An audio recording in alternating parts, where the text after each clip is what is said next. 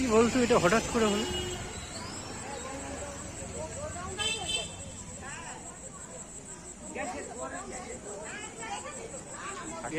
বোমের মতন ফাটছে। ওই যে গ্যাসগুলো আসে যেটা আমাদের, হ্যাঁ সিলিন্ডার গ্যাস, ওটা পুরো গোলপার। তো মানে এটা কিসের? এটা এইচপি? হ্যাঁ এইচপি? হ্যাঁ ইন্ডিয়ানের, মানে ইন্ডিয়ানের স্টোর ওইখানে। কি হবে ভাই? আগুন বড় এদিকে না ছড়িয়ে আছে, আমাদের জঙ্গল ফঙ্গল বলা না উড়ে যায়। আর এখানে বড় আগুন লাগলে বড় ঘর। আমি তো ওরা ইসরায়েলে যেরকম বোম হয় সেরকম ভাবছি, বোম বোম পেললো মনে। বোম পেললে বড় এতক্ষণ জ্বলে না। তাই ভয়ানক তো বড়। ধোঁয়া উঠবে শেষ। আমি তোকে বলছি ভাই অন্ধকার হয়ে গেল, কারেন্ট ফারেন্ট চলে গেছে, ভয় বুঝলি সব গেছে। বন্ধ করে রেখেছি ইলেকট্রিকের, নাহলে কাজ করবে কি করে? ফায়ার ব্রিগেড আর এই আগুন নিভাতে পারবে না। এবারে যে আগুন লেগেছে ঘন্টা লেগে যাবে আগুন নেভাতে।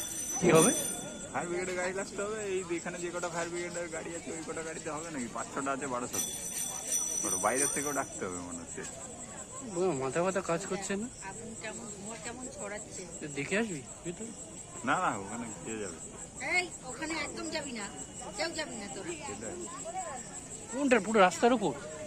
রাস্তা থেকে একটুখানি ভিতরে এখান থেকেই যাও। কোথায় পুরো রাস্তার উপর তো চলে গেছে। হ্যাঁ রাস্তার উপর চলে গেছে। রাস্তার উপর হলে তো জাম হয়ে যাবে। এখন তো হয়ে গেছে, আমার লোকের কাছে খবর শুনেছি। ভেতরে কোথায় হয়েছে? আমি তো এই এখন এসে দেখলাম। আমাদের দোকানে বাজে বাবা বলছে। কোথায় হয়েছে? এখানে কত ঘর বাড়িও তো রয়েছে, ওই সব নষ্ট হয়ে যাবে। দোকান রয়েছে আশেপাশে, পাশে মদের দোকান রয়েছে। কি রিক্স! ধোঁয়া দেখেছিস?